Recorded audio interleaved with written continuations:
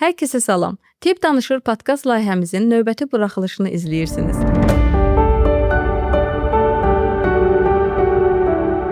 Qonağımız peşəkar həkim stomatoloq Emil Nəsibovdur. Xoş gəlmisiniz Emil bəy. Xoş gördük. Salamlar hər kəsə. İlk öncə bu sualdan başlamaq istəyirəm ki, bir çox insanın qorxduğu iki kreslo var. Biri müstəntiq kreslosudur, bir də stomatoloq kreslosu. Baxmayaraq ki, o qədər ağrı kəsicilər, anesteziyalar və s. var, amma yenə də insanlar uşaqdan böyüyə diş həkiminə getməkdən qorxurlar. Siz bu pasientləri necə bu qorxularını aradan qaldırırsınız ki, onlar sizin yanınızda rahat olurlar? Yanımıza gələn pasientlərin demək olar ki 70%-də bu sual olur ki, bəs mən iynədən qorxuram, uşaqlıqda mənə iynə vurublar, dişimi çəkiblər iynəsiz falan. Çünki nədir bunun səbəbi? Əvvəllər anesteziya bu qədər inkişaf eləməmişdi. Amma son dövrlərdə anesteziya yaxşı inkişaf elədiyinə görə vurulan iynəni belə hətta pasient ağrısız hiss edir. Təbii ki, hər kəs deyir ki, qorxuram, necə olacaq, nə tür olacaq. Biz onu izah edirik ki, iynəni vuran zaman müəyyən ağrı kəsicilərdən istifadə edəcəyik, spreylər var, lidokain. Onu vurduqdan sonra müəyyən anesteziya eləyəndə o yeri incitmir artıq və pasiyentə bu formada şəffaflıq verəndən sonra narahatlıq aradan qalxır. Hətta iş bitəndən sonra deyirlər ki, mən bu qədər qorxurdum, mən belə bitəcəyini bilmirdim. Ona görə pasiyentə izah eləmək lazımdır. Müəyyən dərəcədə sakit qulaq asmalısan ki, bunun qorxusu nədir, niyə qorxub, uşaqlığında bunun başına nə gəlib, hansı həkim bunun dişini necə çəkib. Çünki əvvəl hətta elə olurdu ki, iynəni az vurub dişi çəkirdilər. Bu onlarda travma kimi qalıb, həm valideynlərində, həm özlərində. Yaxşı ki etməmiş dişi. Valideynlərimiz deyirlər ki, lap əvvəllər dişləri iynə vurmadan belə çəkirdilər. Və yaxud da məsələn müalicə olunası bir diş var idisə belə onu çəkirdilər, ağrı hiss edirdilər. Bu travma bir çox insanlarda psixoloji olaraq qalıb. Hazırda biz indi müasir stomatologiyada çalışırıq ki, bunları insanlara izah eləyək ki, yəni elə ağrılı bir şey yoxdur. Çünki anesteziya yüksək inkişaf edib. Bəli. Dediniz ki, o vaxtları sağlam dişi belə çəkirdilər. Bir ağrı kimi. Bəli. Bu mənim də uşaqlıqda başıma gəlib. Bir şey yadıma düşdü ki, biz uşaq olanda ümumiyyətlə atamız sağlamlığa önəm verən biri olub. Ona görə həmişə çalışıb ki, bizi disiplinlə böyütsün. Mən həmişə eşidirdim ki, atamdan gündə 3 dəfə dişlərinizi fırçalamanız lazımdır və bizi də o vərdişi aşılayıb. Mən hələ də gündə 3 dəfə dişimi fırçalayıram. Hətta uşaqlıqdan gələn bir vərdişdir bu. Amma buna baxmayaraq, mən 17 yaşımda dişlərim çürüməyə başladı. Yəni mən o qədər diş sağlamlığa önəm verən biri idim. Amma dişlərim tez çürüdü. Sizcə bu nə ilə qaynaqlanır? O, yəni ancaq diş fırçalamaqla əlaqədar bir şey deyil. Çünki irsi keçmə bir şeydir. Əgər dişlərinizə vaxtında qulluq eləmisinizsə, 3 dəfə fırçalamısınızsa, yenə də dişlər çürüyübsə, bu deməli irsi gəlmə problemdir. Yəni. Problemdir. Sadəcə olaraq fırçalamanın da düzgün qaydaları var. İnsanların çoxu götürür dişi fırçalayır, amma arasında yemək qırığı, qida qaldıqda dişlər çürümə başlayır. Ən çox da gündə 3 dəfə yox, ən vacibi gecələr fırçalamaqdır ki, düzgün fırçalamaqdır. Və hətta diş sapından istifadə etmək daha yaxşı. Çünki fırça dişin arasında qalan bəzi yemək qırıntılarını çıxarda bilmir. Amma diş sapı ilə onu rahat çıxarda bilirsiniz ki, gecə orada ağız yumuluğu qalır, ağzı açılmır. Həmin zaman ərəfəsində orada qida qırığı dişlərin arasında karies əmələ gətirməsin. Ona görə birinci növbədə fırçalamaq, düzgün fırçalamaq lazımdır. İkinci növbədə irsi həmin hadisələr baş verir. Ona görə müəyyən bir problem baş verəndə vaxtında stomatoloqa yaxınlaşmalısınız ki, orada hər hansı bir karies, hər hansı bir nəsə başlanğıcı varsa belə onu əvvəlcədən qarşısını alasınız ki, həm gələcəkdə dişi itirməmək üçün, həm də gələcəkdə 50 manatı ola biləcək bir şeyi daha artıq pulun çıxmaz. Çünki problem böyüyəndə həm dişi itirmə riski çox olur, həm də ona xərclədiyin pul daha çox olur. Çünki problem nə qədər az olsa, həm dişin canlılığı o qədər qalır, həm də ki, buraxdığın vəsait daha az olur. Onda deyirsiniz, genetik faktor belə olsa, bunun həll yolu var, düzdür? Təbii ki. Var, sadəcə olaraq dedim ki, üstünə baxımda düşmək lazımdır. Yəni, biz o vaxtda uşaq olmuş. Düzgün qayda. Ola bilər, hər hansı bir həkimə gedirsən, hər kəsə aid deyil, amma olur. Düzgün metodundan eləmir. Bayaq yenə deyirəm, bayaq dediyim kimi, bir dişin karies varsa, o karies oradan götürüb ora doluğa eləsən, diş ömrünü uzada bilər, amma götürüb dişi çəkir də bir də görürsən. Belə sümükdə ərimə gedir, damaqda problemlər başlayır. Müəyyən zamandan sonra qarşısını almaq daha çətin olur və daha bahalı bir prosedura çevrilir. Bir də son zamanlar sosial şəbəkələrdə biz görürük ki, bununla bağlı insanlar da çox şikayət edir. Məsələn, deyir ki, reklamda gördüm ki, prosedur 50 manatdır, amma getdim diş həkiminə, mənə 200 manat ödəniş aldılar. Sizcə bu ödənişlərin artımı nə ilə əlaqədar olur? Axı məsələn reklamda belə çıxır, amma prosedurlar qiymətləri qalxır. Yəni süni şəkildə qiymət artımı olur. Bu nə ilə əlaqəlidir? Süni şəkildə olmur əslində. Sadəcə olaraq pasientlər deyir ki, dişim ağrıyır, dişimə plomb lazımdır. Və səndən soruşurlar ki, plombu neçə qoyursunuz? Deyirsiniz ki, 50 manata. Və yaxud da reklamda yazsan ki, plomb 50 manatdır. Pasient gəlir və sən plomb etməmişdən qabaq müayinə edirsən dişi. Rentgen çəkirsən, baxırsan ki, dişin problemi nədir? Ona mən ancaq plomb qoysam ola bilər ki, gedəcək üzündə hər hansısa bir şişkinlik və yaxud ağrı davam edə bilər. Yəni birinci növbədə müayinə etmək lazımdır. Ola bilər ki, dişdə karies gedib pulpitə çatıbsa, dişin siniri çıxmalıdır. Dişin siniri çıxdıqda təbii ki, qiymət fərqi dəyişir. Məsələn 50 manat ancaq plombun qiymətisə də sinir çıxdıqda qiymət fərqli olur. Və yaxud da əgər dişdə periodontit, yəni çirk varsa, iltihab varsa, onda müəyyən bir summa olur və insanlar da deyirlər ki, 50 manat demişdiniz, niyə 100 manat deyirsə, amma səbəbi budur. 50 manat plombun qiymətidir. Hər hansı bir prosedurun qiyməti, amma hər bir insanın ağzında problem fərqli olduğuna görə onun hər birinin müalicəsinin fərqli bir qiyməti var. Ona görə bu çaşqınlıq yaranır. Ona görə çaşqınlıqlar var. Və yaxud da paylaşmısan ki, zirkon 200 manat. Amma bu zirkonun qiyməti. Pasient gəlir, məsələn 10 dənə dişin üstünə 10 dənə zirkon qoymalısan. Və 10 dənə dişin altında 5 dənə diş müalicə olunmalıdır. Biz bunu pasient gəlməmiş bilmirik. Pasient gəlir, baxırıq ki, 5 dənə dişdə problem var, müalicə olunmalıdır, çirk təmizlənməlidir və təbii ki, bunların hər biri yəni əlavə qiymət hesablananda çaşqınlıq yaranır ki, niyə qiymət belə artım oldu? Səbəbi budur. Pasient gəlməmişdən qabaq bunlar da təyin etməlidir ya? Pasient gəlməmişdən qabaq pasient onu bilmir axı bunun içində çirk var yoxsa yox. Ona görə müayinəyə gələndə şəffaflıq lazımdır. Yəni pasient gəldi tutalım bizim yanımıza, işə başlayandan sonra deməli deyirsən ki, 200 manatlıq iş oldu 300 manat. Başlamamışdan qabaq izah edirsən, müayinə edirsən, deyirsən ki, məsələn sizdə 500 manat fikirləşmişsiniz, amma sizdə olacaq 700 manat. Yəni düzgünü budur. Əgər başlamaq istəyirsinizsə, başlayırsınız. Yəni pasientə əvvəlcədən şəffaf formada bildirirsiniz ki, qiymətdə bu belə bir dəyişiklik olacaq. Ondan sonra pasient rahat olur. Çünki məlumatdan xəbəri var, amma işlədin, qutardın, 500 manatlıq işə axırda deyirsən ki, 700 manat edir məsələn, onda təbii ki, haqlı olaraq pasient daha haqlıdır. Çünki əvvəlcədən məlumat almaq lazımdır. Bəli. Diş daşlarını təmizlətmək haqqında insanlar arasında bəzi sözlər gəzir ki, bəs diş daşlarımı təmizlətdim, dişlərim aralandı, emalı pozuldu, tökülməyə başladı. Belə sözlər gəzir. Siz bir mütəxəssis olaraq istəyərdim ki, bunu aydınlıq gətirəsiniz. Diş daşlarını təmizlətmək həqiqətən də dişin emalını pozurmu? Diş daşlarını təmizlətmək təbii ki, dişin emalını pozmur. Əksinə, diş daşları ağızda qaldıqca damaqlarda və çənə sümüyündə problemlər olmağa başlayır. Ona görə zamanında və vaxtında diş daşları təmizlənməlidir. Və diş daşları təmizlənəndən sonra dillər ara-ara açıldı sanki. Onun səbəbi nədir? O iki dişin arasında olan dişə sanki bir şey düşündüyümüz olan şey diş daşlarıdır. Yəni bu oradan təmizlənəndən sonra orada hava keçdiyini pasient hiss edir. Təbii ki, bu da təmizlənməlidir. Bir evin belə deyək, divarında kif var. O qaldıqca daha da divarı xarab edir. Onu təmizləməlisən. Təmizləyəndən sonra altındakı problemlər görünür. Yəni o üstündə olan ləkələr, daşlar, bunların hamısı yəni sonradan əmələ gəlmiş damağa, dişə ziyan verən patologiyalardan biridir. Ona görə onlar təmizlənməlidir. Təmizlənəndən sonra da ağrının hiss olunmağı normal. Çünki diş daşları olduqca damaq çəkilir müəyyən dərəcədə. Damaq çəkilir, təmizlətmədikcə daha da çəkilir və diş kökü çöldə qalır və diş başlayır laxlamağa.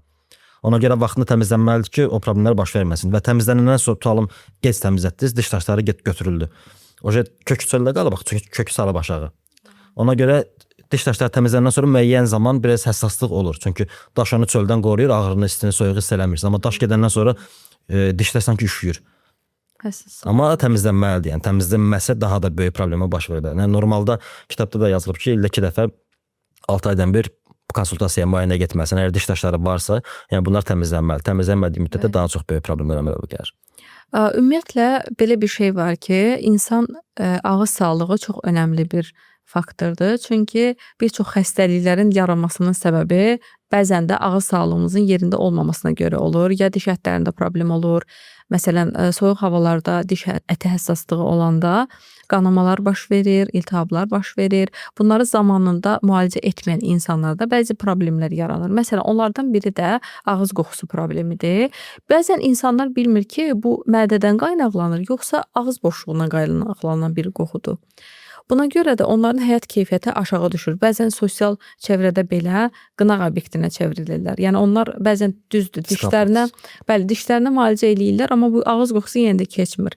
Sizcə bunlar nədən qaynaqlanır? Yəni bunu aşkarlayıb necə müalicə etməlidirlər? Ümumiyyətlə bu diş daşları demişdik bayaq. Bu diş daşlarının olmağı, ağızda hər hansı bir dişin çürüyü, kariesin olmağı da çürümə varsa, yəni müalicə olunası dişlər varsa, təbii ki, bu müalicə olunmadığı müddətdə mədədə həzm sistemi yaxşı getmir və artıq mədədə də belə problemlər baş verir. Yəni gec halda üstünə düşdükdə, məsələn, karies təmizlədik, diş daşlarını təmizlədik, hər şey qaydasındadır, amma yenə mədədən iyi gəlir. Yəni bunun təbii ki, mədə haqqında tam dəqiq deyə bilmərəm, amma dişin verdiyi problemləri deyə bilərəm ki, bunun 70% ehtimalı var ki, dişlər artıq yəni məddə hərəsə bir pozuntulara səbəb olub. Ona görə müalicə elədikdən sonra belə əgər qoxu falan varsa ağızda, mütləq həkimə müraciət etmək lazımdır ki, oranı da yoxlatdırsınlar. Amma üstünə düşmək üçün vaxtında təbii ki, diş daşlarıdır, karieslərdir, bunlar təmizlənməlidir. Əgər varsa, ağızda və qoxu varsa, səbəbi budur, böyük ehtimal. Amma yenə deyirəm, təmizlədikdən sonra belə iyi varsa, artıq problemə aşağı düşürüb, belə mədəyə keçib. Bəs bəzi insanlarda diş əti həssaslığı olur. Məsələn, qış aylarında bu çox özünü göstərir. Bir də görürsüz, diş ətində şişmələr, səbəb bilinməz qanamalar, soyuq su içəndə əsasən olur da bu. Bəs bunu insanlar necə özlərini qoruya bilərlər bu hallar baş verməsin? Dediyim kimi, bu bir növ irsi keçmədə olur. Amma irsi olmasa belə insan məsuliyyətsiz yanaşdıqda, yəni ağzını düzgün fırçalamadıqda, bunlarda da baş verir və diş fırçası aldığımız zaman o fırçaların ucluğu çox sərt olmamalıdır. Çünki sərt olanda biz ancaq dişləri fırçalamalı deyilik. Damaqla bərabər dişləri də fırçalamalıyıq. Çünki damağı niyə fırçalamalıyıq? Damaqda da istəsəmiz qida qırıntısı falan qalır. Orada qaldığı müddətdə sonra müəyyən zaman keçdikcə infeksiya halına keçir və damaqda qızartılar baş verir və plusu da odur ki, damağı masaj edirik. Bu da qan dövranını orada artırır. Yəni damaqla bərabər dişləri də fırçalamalıyıq. Buna görə də diş fırçasının özündə 3 növ var da, deyəsən orta. Diş fırçasının özünün də növləri var, yumşaq, sərt və orta. Bunu pasient ayırd eləməyə bilər. Ona görə həkim müayinəsinə hər 6 aydan bir gedəndə həkim baxır pasiyentdə damaqlarına konsultasiya edir ki, məsələn damağa yumşaq diş fırçası lazımdır və bu pasiyent həmin o fırçanı alıb ehmallan damaqdan dişə doğru fırçalamalıdır ki, damaqda da gələcəkdə problemlər yaranmasın. Sərt diş fırçasından damağı, yəni əzmə ehtimalı çoxdur. Ona görə çox sərt istifadə etmək düzgün deyil. Ona görə orta və yumşaq diş fırçasından istifadə etmək daha məsləhətdir ki, damağa travma verməsin. Elə mənim də yadıma düşdü ki, mən həmişə diş fırçası alanda sərt olan diş fırçasından istifadə edirdim. O da damağı zədələyir. Ona görə onu ola bilər ki, pasiyentlər bilmir, amma həkim müayinəsinə gedəndə məlumat verirsə ki, mənim damağımda qanama var, bu var, o var, necə qulluq edə bilərəm. Təbii ki, o problemlərdən qalxandan sonra yumşaq və yaxud orta dərəcələrdən istifadə etmək daha yaxşıdır. Bəs çox isti çay içmək və soyuq su içmək belə onlar da təsir eləyir, yoxsa bu da mifdir? Təsir eləyə də bilər, eləməyə də bilər. Çünki bu yenə deyirəm, irsi keçmə metodda ola bilər.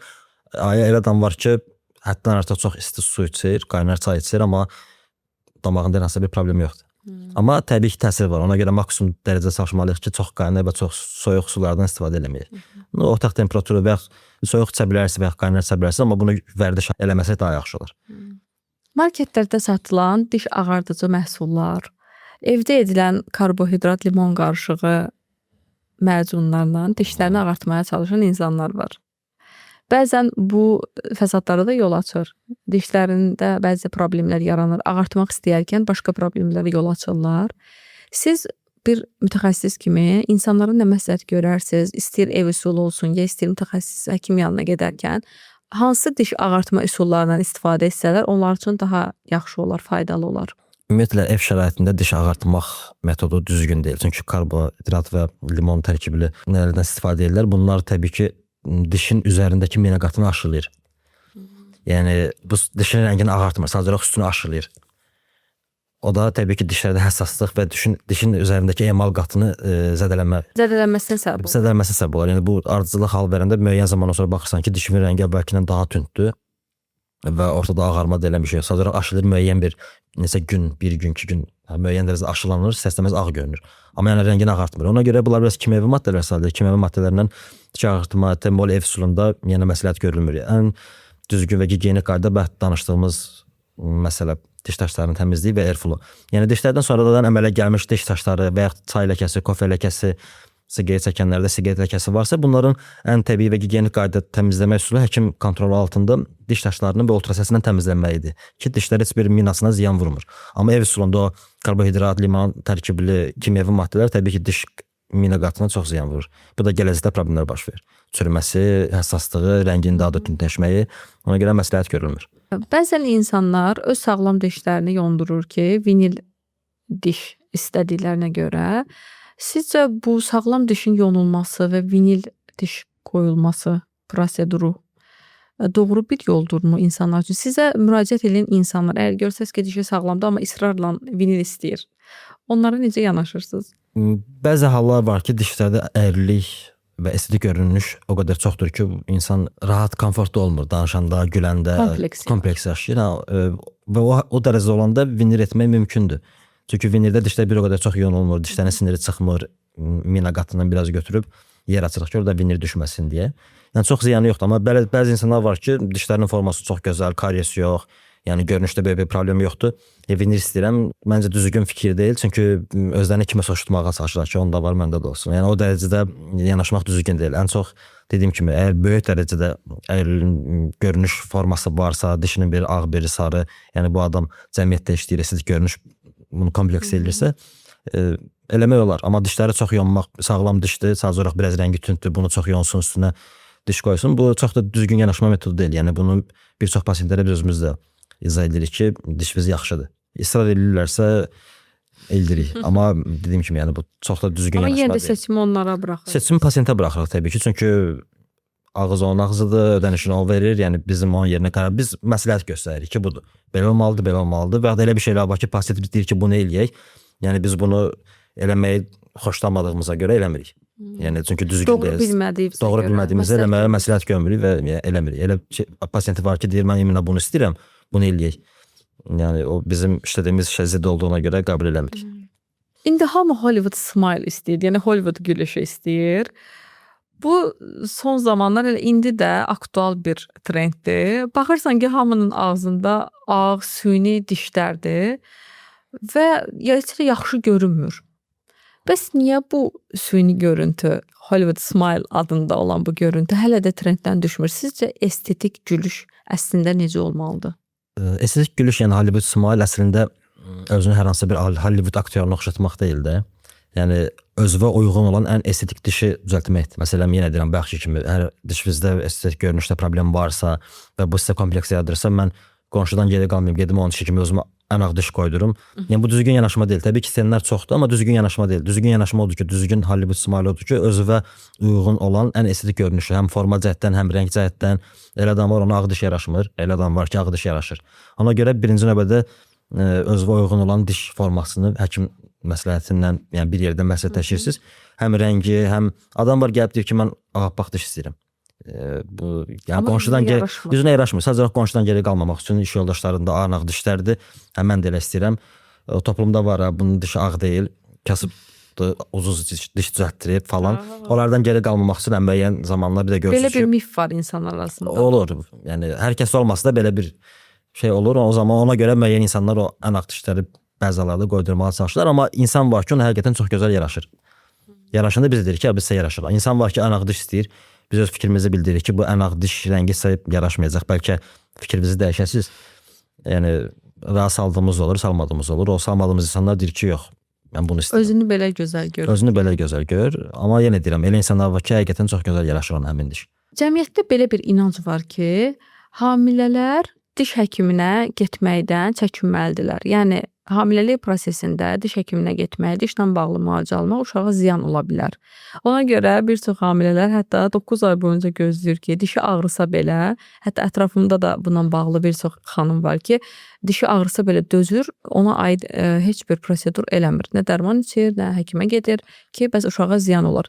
Sizcə bu inanc həqiqətdir yoxsa mifdir? Mifdir təbii ki, çünki ona belə bayaq özümüz danışdıq ki, dişlərdə problem varsa bu mədə sisteminə ziyan vurur. Yəni nəinki diş. Normalda analar hamilə olan zaman özlərinin sağlığını ikinci plana qoyurlar. Ki əsas uşaqdır. Amma siz sağlam olmalısınız ki, uşaq da sağlam böyüsün, sağlam olsun. Ona görə dişlərdə bir problem varsa, karies varsa, hər hansısa bir diş daşları falan varsa, bunlar təbii ki, düzəlməlidir, təmizlənməlidir ki, sizdə mədə həzm sistemi yaxşı olsun, özünüz sağlam olun ki, uşaqlar da sağlam olsun. Amma estetik işlər məsəl üçün vacib deyil. Hamilə dövründə gedim vinil qoydurum, zirkon qoydurum və bunu gözləmək daha yaxşıdır. Amma ağrı varsa, hər hansı bir problem varsa, bunu həkim məsləhətindən və həkim də belə deyək, ginekoloqla da məsləhətləşməlidir pasient. Müəyyən bir dövrə var. Bu dövrdə falan şey eləmək olar, bu dövrdə bunu eləmək olar. O dövrlərə görə müalicə etməyin üstünə düşmək daha vacibdir ki, yox 9 ay gözləyim, uşaq olandan sonra eləyim. O 9 ayda siz özünüzə ziyan elədiyiniz kimi uşağa da ziyan verə bilirsiniz. Dişlərini də itirə bilərlər. Dişlərini itirə bilərsiniz. Dişi bir kənara qoyaq, dediyim kimi o dişdən siz sağlam, yəni bir insanın sağlamlığı dişdən çox şey asılıdır, qidalamadan. Əgər siz düzgün qidalana bilməsəniz, uşaq da düzgün qidalana bilmir. Ona görə yəni 9 ay gözləyim düzgün deyil. Yəni müraciət etmək lazımdır. Sadəcə olaraq müəyyən periodlar, müəyyən zamanlara görə və ginekoloq məsləhətindən ki, hansı iynə olar, hansı olmaz. Pasientlər arasında belə bir şübhə var ki, biz bir dişə görə getdik, bir dişimiz çürümüşdü deyə həkimə getdik. Həkim bizim 6 dişimizi də xarab çıxartdı və bizə əlavə müayinə və müalicəyə sövq elədi. Və sadə vətəndaşlar necə başa düşsün ki, onların həqiqətən də bu dişlərin müalicəyə ehtiyacı var, yoxsa həkim iş çıxartmaq üçün bunu pasientlərə tövsiyə eləyir? Belə deyə, yaxşı sualdır. Elə insan var ki, yanımıza gəlməmişdən qabaq araşdırır, eləyir, məlumatı gəlir. Amma elə insan var ki, məlumatı yoxdur. Məlumatı olmayan insanlara da sən məlumat verməlisən. Yəni biz həkimlər məlumat verməliyik. Çünki səndə 6 dənə karies var, elədim, dur. Yəni bu düzgün deyil. Şəffaf olmalıdır şey. Yəni pasientə göstərməlisən, bir adından gəlib göstərsən ki, kamera, ağızçı kameralar var, güzgünə baxa bilərlər. Göstərsən ki, bax sağlam diş belə olmalıdır. Xarab diş belə olmalıdır. Yəni karies varsa, bəxt iltihablaşmış diş varsa, rentgende göstərirsən.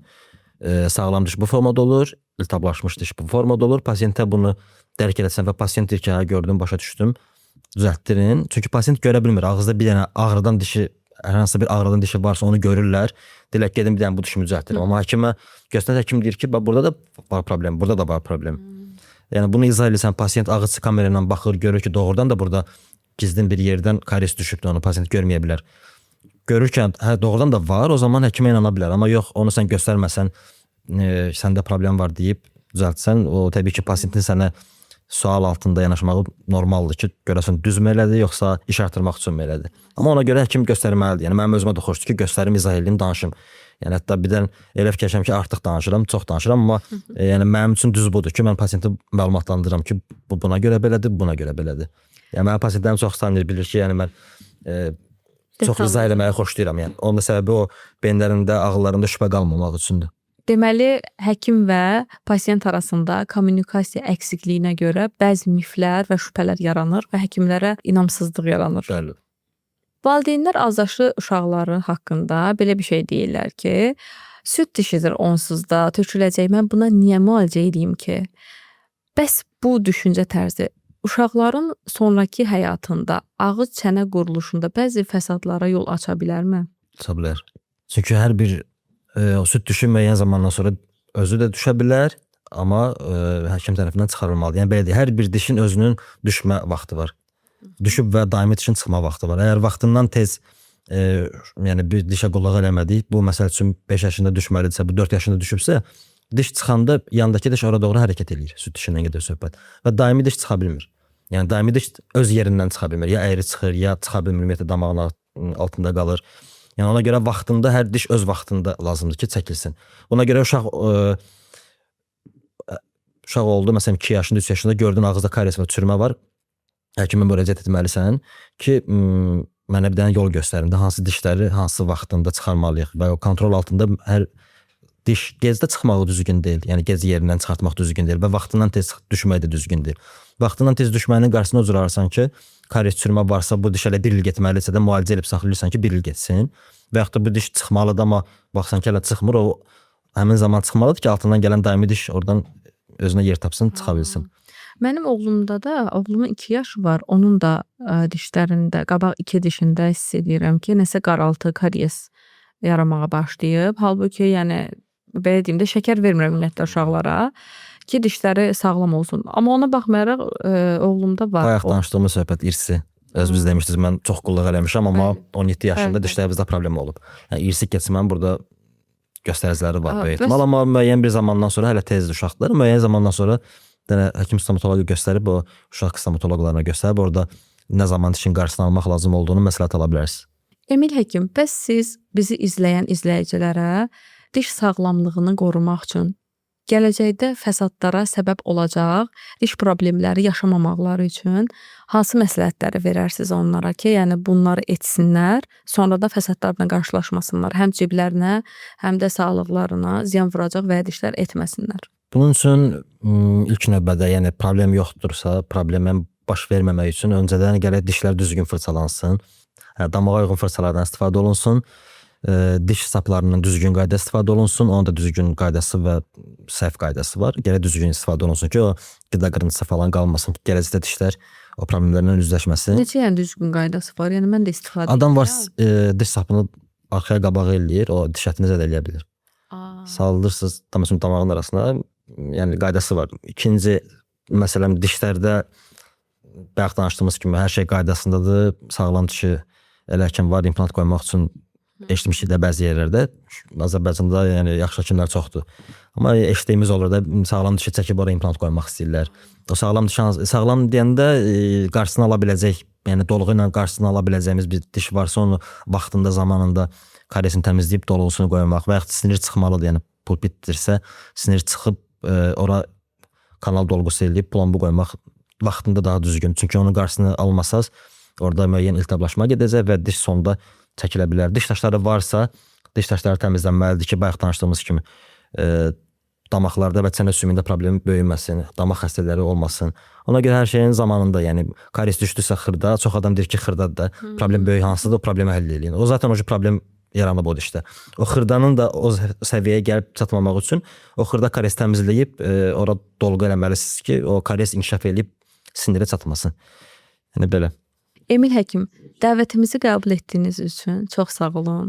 Siz də sağ olun. Təşəkkür edirəm ki, dəvət etdiniz. Xoş oldu söhbət. Xoş oldu və kimlərəsə düzgün məlumat verdimsə, nə xoş mənə. Əgər siz də sağlamlığınızı qorumaq istəyirsinizsə, şayələrə yox, elmə inanın. Çünki burada yalnız tibb danışır. Gələn görüşlərədək.